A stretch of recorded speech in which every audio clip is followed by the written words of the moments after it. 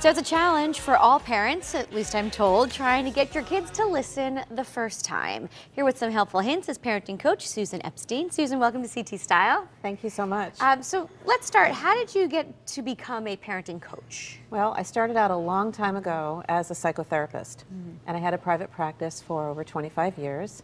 And then in the early 2000s, I heard about life coaching, and I went and pursued that, trying to get out of mental health and managed care, which was a lot of long hours and a lot of fighting with insurance companies. Sure. And I decided that I could help a lot more people if I went virtual. And I built my parenting practice with my website, Parenting Powers, and started helping people all over the world. It's fantastic. So let's get right into it. Let's start with start versus stop behaviors. What does that mean? Well, most kids give their parents a hard time, and that's most kids. Most kids. When Right. does that happen? Probably starting at like 3, 4, 5, 6. Oh, that's good. Right at a young sort of age. like the back talk stuff, right? Okay. And there are things that we want our kids to stop doing, such as talking back, sticking their tongue out, rolling their eyes. Just being fresh in general, yeah, right? all that stuff. And that's the stuff, I call that the stop behaviors. And I say to the parents that I work with, if you actually eliminated all the stop behaviors, we'd have world peace. Well, how do parents typically do that? What are they doing wrong, I guess? They're yelling. Yelling. They're threatening. They're sending them to their rooms. They're, some parents do still spank. All of those things don't correct the behavior. It may intimidate kids, but then kids come back in a stronger way, and Like they're angry and they're kind of... yeah. Okay. And they challenge the parents back, and it becomes the kid that's always in timeout, the kid that's always in the bedroom, the kid that is always in trouble. Well, then that's where your robot technique Yes. comes in, and you have a robot here. So I create visual cues for parents Okay. so that they can remember that they have the inner robot. It's like the inner child we used to talk about. Well, Sure. this is your inner robot. Please don't speak to me that way. It's disrespectful.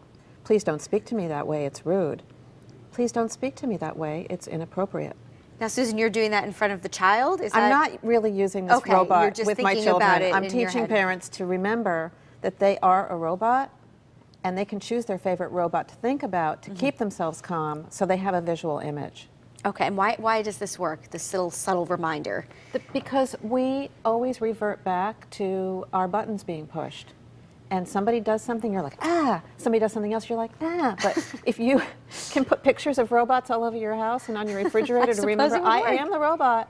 Reminder, I am a calm parent who gets results. And you're in charge too, right? I mean, keep remembering that Yeah, detail. right. Who typically seeks you out?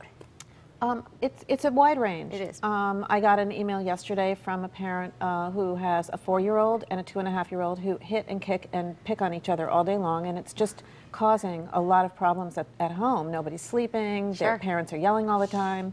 That's sort of a mild one. But then I do have parents who reach out to me that their kids aren't going to school and they're using drugs and alcohol and they need to get their family back together. So it's a wide range. So let's go back to the first, the 4 and the 6-year-old always bickering and fighting. Yes. What advice were you able to give that parent? Well, I haven't actually done it yet because they just reached out to me last night, and I Sure. said I can't talk to you until after I talk to Teresa. After CT Style, Right, of that's course. right. But how would you guide them? What Well, would you? one of the things that I would encourage them to do is create a board of random acts of kindness. And that would be like little happy faces. So every time somebody in the family does something nice for each other, we put a happy face up and say what it is. So we're focusing on the good things rather than the negative things. Yeah, that's great. I Yeah. bet the kids are going to be excited to see the Yeah, happy faces. exactly. And then that's how it works.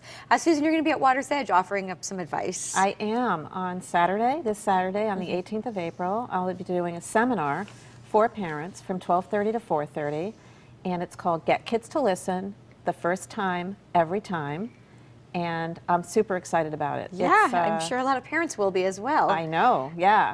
And where do we find your website, Susan? So to register for the event, it's getkidstolistenevent.com, Okay. and I have a gift. Okay.